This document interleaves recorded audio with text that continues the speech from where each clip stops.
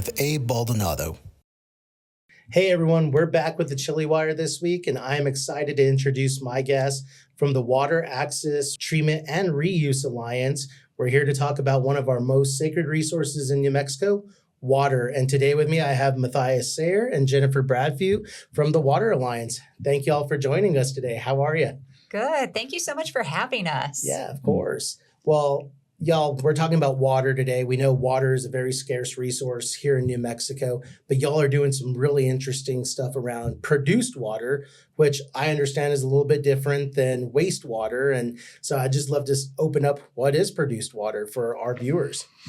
Yeah, it's well, I should start with there's a lot of it in New Mexico, and it's a wastewater. That's correct, but it's a little bit different from so many wastewaters that we know.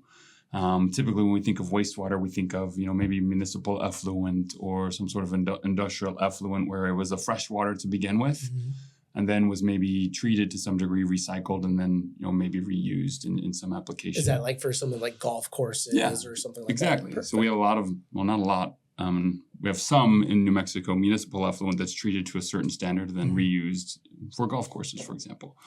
Oil and gas the production of oil and gas brings water to the surface. So it's a bit different than a municipal or industrial effluent because it's not the byproduct of some other process. What it is it's water that is associated with the oil and gas that is, residing thousands of feet below the surface. I think a colleague of ours really likes to call this ancient ocean water. Oh. And in so many ways, that's what it is. And what happens in New Mexico is when you produce a barrel of oil, you produce somewhere between 4 and 7 barrels of water. Wow. So it's probably better to say we have a large water production industry in southeast and northwest New Mexico that happens to bring up some oil with it, more than oil that brings up water. Right. Because it's just so water heavy. Yeah. And so I read one of the last statistics I saw was in 2018, 42 billion gallons of produced water was generated with our oil and gas development in 18. I'm sure that number's gone up significantly with increased oil and gas drilling. But what's happening with that water? So we know that water's been developed. Where's it gone and what's happening with it now? Yeah, so in 2019, the legislature passed the Produced Water Act, and that bill incentivized oil and gas companies to recycle produced water and use that water in their own operations. So recycling use of produced water really increased after 2019. So you see a lot of water being used in oil and gas operations, but oil and gas operations actually don't require a ton of water. Yeah. And so it's only a very small percentage of that water that goes in, overall water production that goes into the oil and gas operations. Then after that, you can dispose of that water, meaning that you're throwing it away. You're going to put it back down whole, thousands of feet below the Earth's surface, or it's being transported into Texas. And Texas has actually had several successful pilot projects where they are seriously pursuing the use of treated produced water outside of the oil field. So we're competing with Texas is what I'm hearing right now. Yes. Yeah. Don't get us started. Yeah. Well, and Jennifer, you made a good point. So we're sending this water over to Texas. I'm guessing they're thinking about capitalizing on it and potentially even selling it is what I'm guessing, where New Mexico could potentially lead and actually charge Texas to get some of our produced water. Yeah. Well, if you look at New Mexico, the geography of New Mexico, and if we look at southeast New Mexico, where 98% of the produced water in New Mexico is generated, and just bringing some of those numbers forward, in 2024, I think we produced over 2 billion barrels of water.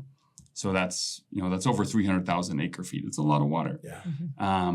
And so those folks in Lee County in particular, they're bordered by Texas on 2 sides, right? On the east and on the south. Now, this is probably more detail than anyone cares to know about, but New Mexico and Texas have different groundwater regulatory regimes. And in Texas, the regulatory structure incentivizes pumping. So if you're a landowner in Texas, you pump until there's no water left. If you're a landowner in New Mexico, you pump until the state engineer says you hit your appropriative limit, right? So that's the amount of water you can pump.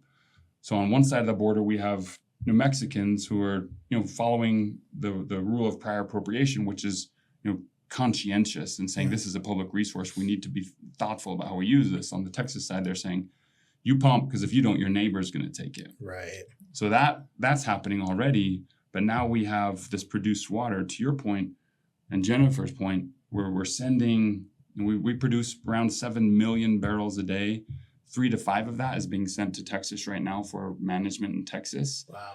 There are applications pending to reuse that water, treat and reuse that water. New Mexico water in Texas, put it into Red Bluff Reservoir and the Pecos River. And what will they do with it? They'll use it for beneficial purposes, right? They're adding it to their water system.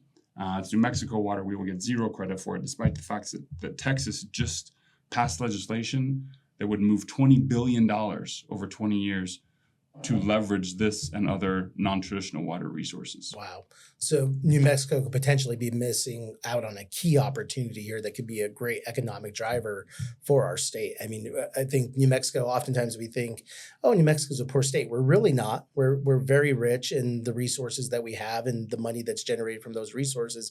This perhaps is another one where New Mexico can see a lot of money going into our coffers. Yeah.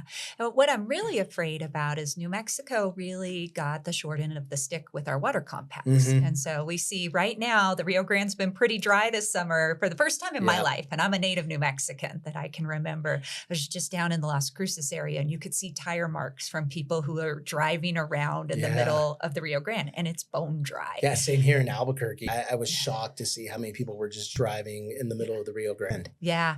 And so, you know, we missed it on water compacts. We didn't get the best end of that deal. Yeah. And now we have our non-traditional water resources moving into Texas.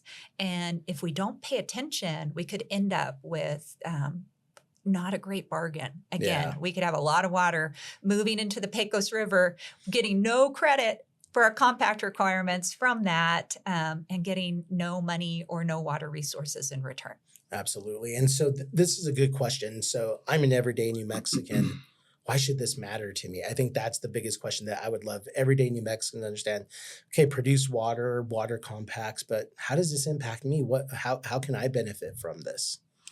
Yeah, I would say just as a reference point, as someone who, I'm not a native New Mexican, but we've raised 4 boys here and we're hopeful that when they start building their careers, that they want to come back to New Mexico.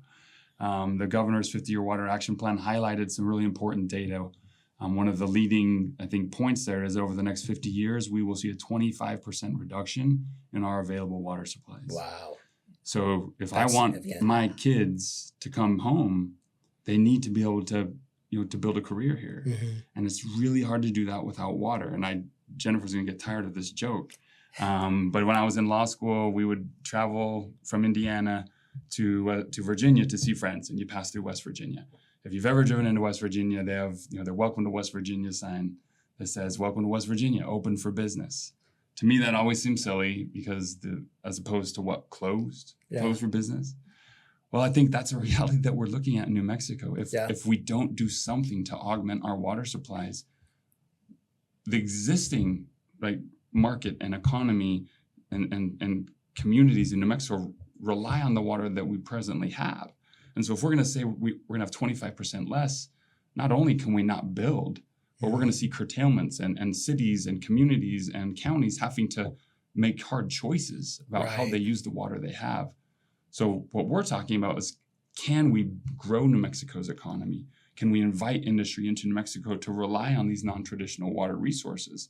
Because right now, when they come to New Mexico, and Jennifer is doing work for a big project in the state, that when you step into New Mexico, they say, what water is available? Yeah. And that's a hard question to answer. But we've got these non-traditional resources that we can use to leverage opportunity. Absolutely. And I think about that, this hurts agriculture. Agriculture is one of our big industries in New Mexico alongside oil and gas. I mean, our farmers and ranchers rely on water. They pray for rain. They, are looking forward to getting great years of solid moisture. And, with a 25% reduction, I can't imagine what would happen to some of these farms and some of these ranches that would just go down under after hundreds of years, doing farming and ranching. And I think a lot of people just think, oh, well, I get my groceries at Walmart, but I'm like, how did they get there though? How did that fruit, how did those vegetables get Yes. to your grocery store? And so that's something I think about. And Jennifer, I remembered what I was going to ask you early on about the fresh water. I think there's been a lot of misconceptions that a lot of fresh water is used for oil and gas extraction when that isn't the case. That's correct. Yeah, that's right? correct. So, oil and gas is included in the mining industry when you look at water stats in New Mexico compiled by the Office of the State Engineer. And the mining industry, which includes mining and oil and gas, uses 2% of the state's total water. And so that's a very small percentage Yeah. of the total water. But also getting back to your question about, why would this matter to New Mexicans? We have several aquifers in the state that don't recharge here in New Mexico, which means that other states north of us get to use most of the water, and then the water Before kind of it comes down to trickles us. down. Yeah. Another bad bargain for New Mexico. Yeah. That's just geography. Yeah.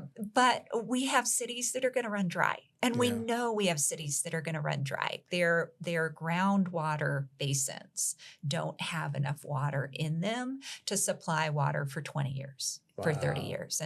And these are not small metropolitan areas. It's the city of Clovis, the city of Portales, where we have a university. And then we see smaller cities like the city of Cuba that we already know historically has been running dry and trucking water in.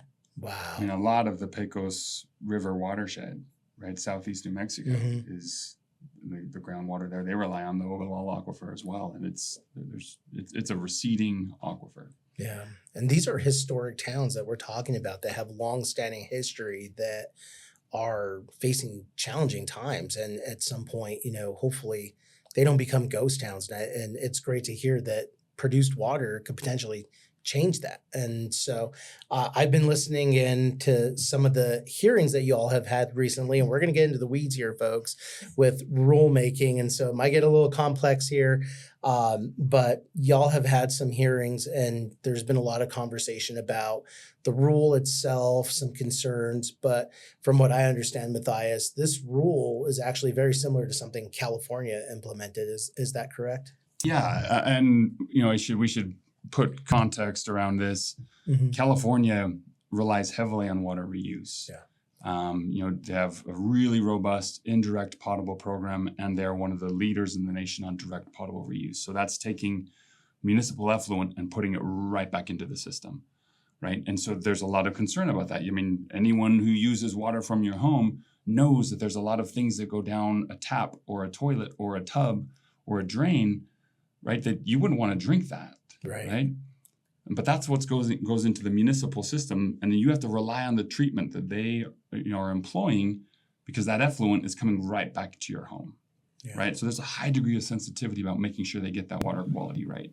And so when we were starting to build this rule, working with a team of experts, we said, let's look at this program because of the sensitivity required with a direct potable program. Yeah. So we did look at the California rules that are some of the most cutting edge in the country, pulled so much of what they've done into what we've built in our rule. And so you'll see that the rule that's been proposed is built on this precautionary principle, right? That we know there are some things that we don't know a whole lot about. So how do we manage for and mitigate that uncertainty? And it's through multi-barrier treatment trains. And it's through using targeted and non-targeted analysis of that water, real-time monitoring of indicators and surrogates, so that we have a high degree of confidence in what's happening. And if at any point we receive feedback from these different systems that says, we need to stop and look at this, then that's what the rule says. Then we need to stop and look at this. Yeah. But yes, the DPR rules in California have been heralded as some of model rules that we should be looking at for DPR systems. And so that's why we looked at those. Wonderful. Yeah. And I listened to one of the last hearings where there was a motion to dismiss the rulemaking in its entirety. But they were citing that, there's not a lot of science behind this, but, you've talked about that there have been industry experts that have been studying this and that have been at the forefront and at the front seat of the table, driving these conversations and backing it with science. And so just curious, what other partnerships have you all had with, universities or any any other valuable institutions that have been valuable to this initiative. Yeah, absolutely. So, as we wrote the rule, we actually put together a subgroup of scientists and we met on a weekly basis and got their feedback. And so, throughout that process, these scientists are some of the most experienced produced water scientists in the nation. And we got to ask them, is this mechanism protective? Yes, no, why not? Okay, if we change this, what other scientific tests are out there? Those scientists are scientists from New Mexico State University. New Mexico State University actually has one of the leading laboratories in produced water research and brackish water treatment research. Colorado School of Mines, which has been very influential in this space as well. And then we had a number of scientists and experts that are working on the leading pilot projects. And some of those pilot projects are the pilot projects Matthias mentioned. They are applying to put treated produced water into the Pecos River that has been successfully treated with input from the Environmental Protection Agency, from the EPA. And so we've also hosted a series of events with regulators from Texas, New Mexico, from the Environment Department, the Railroad Commission, and EPA coming out to visit sites, ask questions, learn about the treatment technologies, and really get to hard scientific issues. Wow, that's amazing. And it's wonderful to hear that New Mexico State has been a leader in this with their produced water consortium. Yeah, I'm not a native New Mexican, so I can. We're get not in going to hold trouble. that against I you can here get at in the Chile trouble Wire. for saying this. I mean, you're wearing their colors today. But in the context of produced water, New Mexico State University should be called the New Mexico State University because they are world leaders in some of the work they've done. And I did want to just clarify one thing I said to make sure we didn't, lead folks down, a thought process or thought pattern that's not correct.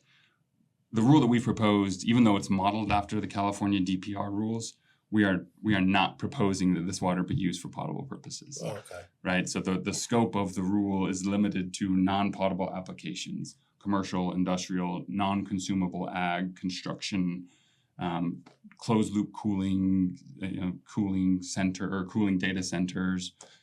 So we appreciate that regardless of what the science says, and the science says this can be done, there's also a social license that's important.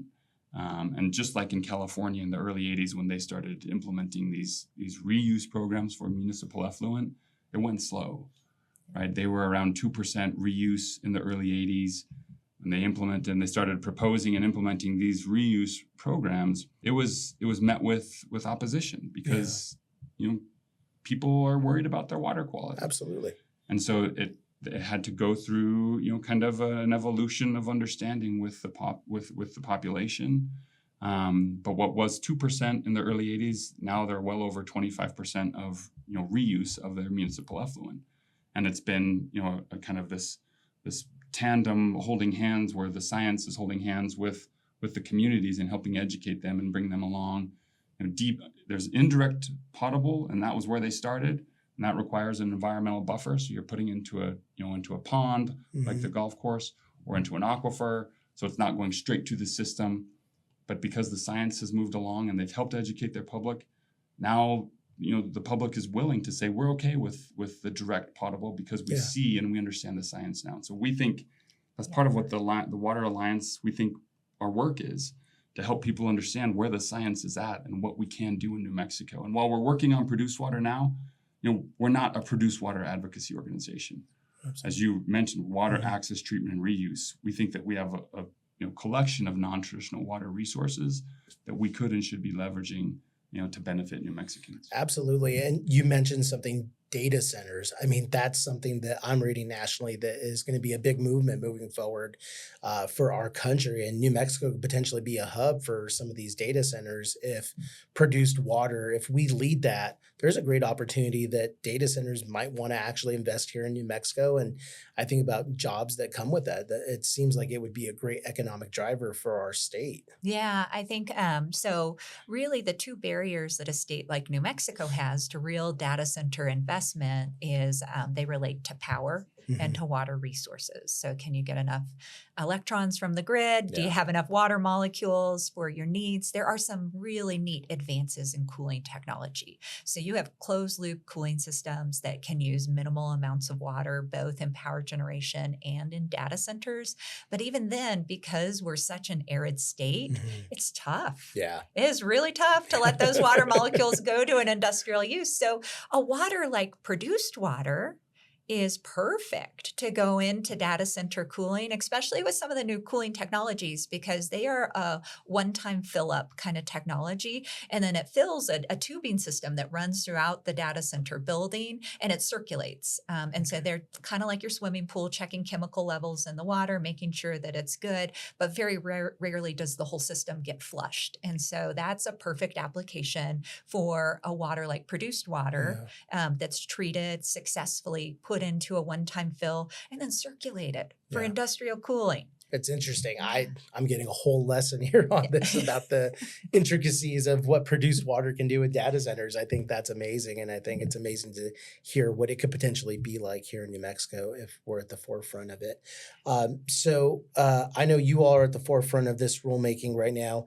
I know that, there's been arguments that the science is incomplete, but it seems like you all are actually bringing the data and the science to prove that, to ultimately reduce some of this uncertainty. So just curious, what does that data look like? What have you shown the Water Quality Control Commission, and then just some of the opposition that is maybe reluctant about this new developments in produced water?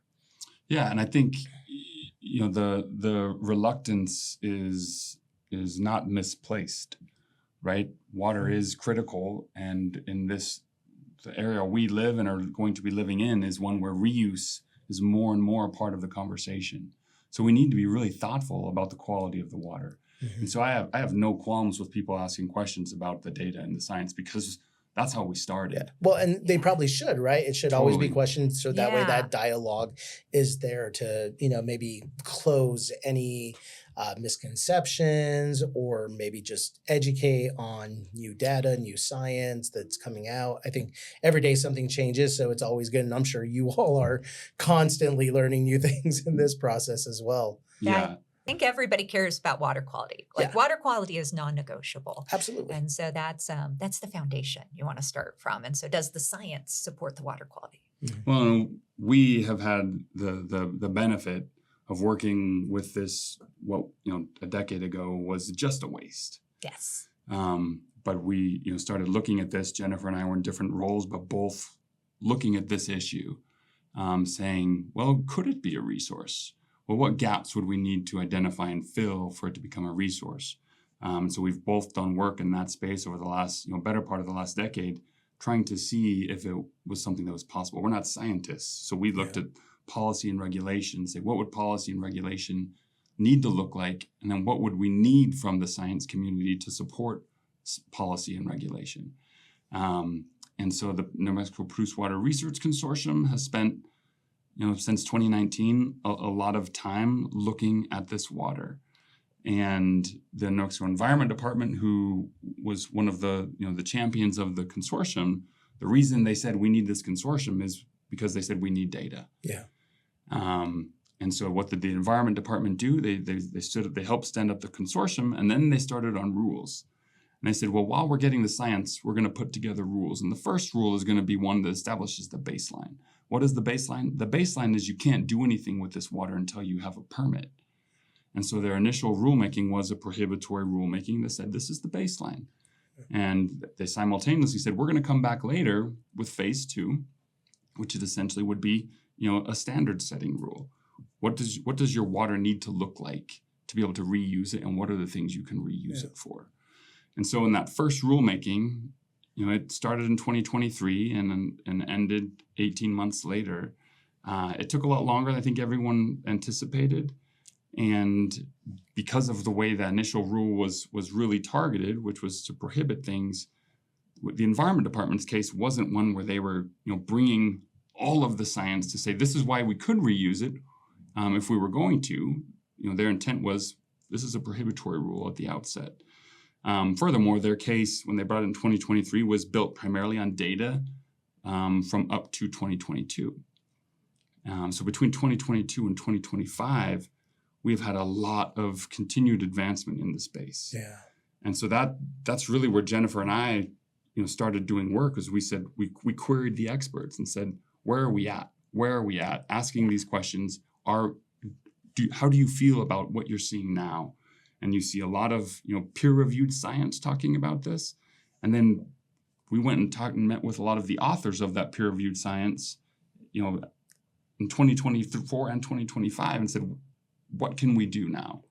And they said, essentially they said, we can do this. We can reuse this water in ways that are protective of human health and the environment. So that's why we got to work and tried to write a rule that really incorporated the latest science and data and thinking on produced water. And what some of the pilot studies have shown, so there's been about 12 large scale pilot projects that have been conducted within the last 9 to 12 months. And the data from those pilot projects, most of the technologies piloted got the water down to a distilled water quality. Oh, wow. So if you go to the supermarket and buy distilled water, sounds pretty safe. Yeah, you're getting some ultra pure water. Now, you don't want to drink distilled water because all the minerals are stripped out of it. Right. So you have to remineralize that water. And so that's kind of, now we're at that phase of, okay, so we can get it down to a distilled ultra pure water quality. And then the next question that I think advocates against treated produced water are saying, well, what about the unknown unknowns in the water? How do we know? We know you get it to a kind of a distilled water quality, but what if there's something in there that is toxic, that's lethal? And science developed there too. So ask a question and eventually science will find an answer. And so a really cool set of technology has developed for both targeted and non-targeted analysis. So we no longer have to rely on disclosures from oil and gas companies, which I previously worked for oil and gas companies. There's nothing wrong with relying on disclosures. But if you are distrusting of an oil and gas company, why do you want to rely on a disclosure when you can run a scientific analysis of the water and it's going to tell you everything in there? Yeah. And it's coming from a scientist who studied it and ensured, hey, this is safe. Yeah. So it's a really cool scientific development. And then we are now starting to see mammal studies, soil studies, and the data from those studies showing that treatment successful, that is, you are ending up with a water system that is good and positive and can be beneficially reused and it's not toxic. That's wonderful. And as I think about drought in New Mexico, the scarcity of water, I mean, this is a big opportunity for New Mexico. And I am delighted that you both are working on the forefront of this to ensure that our future generations of New Mexico have clean, treated water that can be used for multi-purposes. And so just want to thank you all for that. So I understand this rulemaking is actually being taken out on the road and to communities that are potentially impacted by this, that maybe will benefit from this. But you all want to make sure that communities are heard and they're also educated on a lot of this. So just curious, where's this rulemaking road tour going, and what communities can New Mexicans expect this rulemaking to go be? Will it be in their community, maybe close by? I think that'll be some helpful information for some of our viewers. Yeah, and we are, there's kind of two parts to talk about here. One is the eventual hearing itself. We don't yet know where that hearing will be held. We have requested that the commission hold the hearing in the communities most affected by the proposed rule, which would be Lee County and Eddy County. So I think the commission is looking at holding this in Hobbs to be determined. We should know within the coming weeks where they set the hearing and the dates for the hearing. And folks can find that on the Water Quality Control Commission docket website or at the WATR Alliance.org, WATR Alliance.org, because we'll put that there as well. But leading up to the hearing, we are conducting a series of education and outreach events, kind of town hall style events. And we're going to be on the road starting up in Farmington. We're going to be at the San Juan College on the 22nd. Okay. During the day, we're going to have kind of an open house, office hours period where Jennifer and I will be there to answer questions about the rule for anyone who wants to stop by. And then in the evening, there's a 2-hour town hall style event where we'll present the rule and answer questions. From Farmington, we're going to go down to Las Cruces on the 23rd. And at New Mexico State, we will do the same thing. Then from there, we're going to go to Socorro, New Mexico Tech on the 25th. And then on the 29th, we will end up in Hobbs at the New Mexico Junior College. And then we have Wonderful. 2 more events that we have yet to schedule dates for, but we're also going to hold an event in Albuquerque. We had a lot of parties who are questioning the rule really ask for a session to be held in central New Mexico. So we want to honor that request and really engage in robust outreach. And then we're going to have a virtual only event as wonderful. well that we'll be hosting. And folks may be asking themselves, why are you taking this on the road and going Yeah. to all these locations? It's because the rule will only apply in 13 counties. So Okay. really, the rule is focused on where the produced water is located or where the produced water research is located. So it is unlikely right now that you're going to see big efforts to send multiple trucks of produced water up to central New Mexico. That transportation cost is really expensive. Yeah. And you've got significant water needs in the communities where the produced water is produced. And so that water is probably going to stay in those local towns where it is produced. And those are the communities that need a rule. Whereas communities in central New Mexico, Santa Fe, Albuquerque, really, they don't need a rule because they're not going to see produced water use in those In communities. those communities. Yeah. Wonderful. That's good, helpful information. And so in what ways can folks get involved? We'll be happy to share any links, but do you all have a website, any fact sheets that you'd love to direct some of our viewers to if they'd like to learn more? Is there a good link? Is there good information out there? We'll also put a link to the Water Quality Control Commission's website, so that way they have access to the rulemaking if they're just curious to see what's been filed and what has been discussed so far. Yeah, I think there's a few spots that are worth taking a look at. The WATR Alliance.org website, so WATR Alliance.org, where we have some information and links. You mentioned the WQCC website. I think as well, one of the big inquiries here, as we talked about, is the science. And so I think the New Mexico Produced Water Research Consortium, they have a lot of good information. The Texas Produced Water Research Consortium does as well.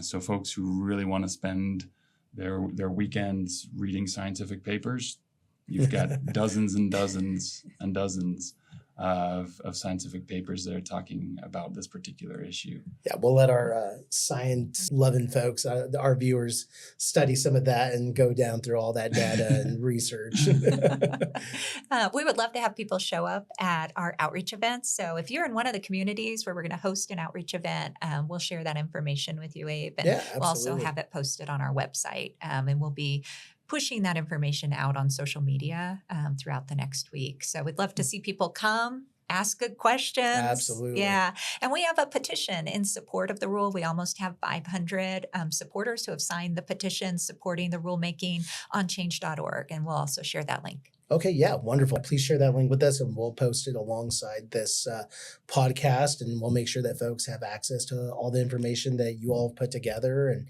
I just want to take a moment and thank you all for the incredible work that you all are doing to push New Mexico forward, but also beat Texas. So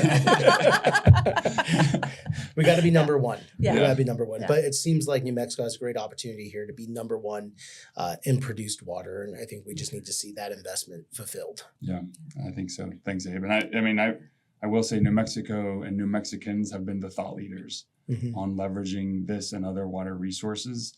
Texas picked up on that thought leadership, and they're trying to run with it and take our water, and we got to keep it. Yeah, Yeah, we don't want to absolutely get do. the short end of the stick. No, again.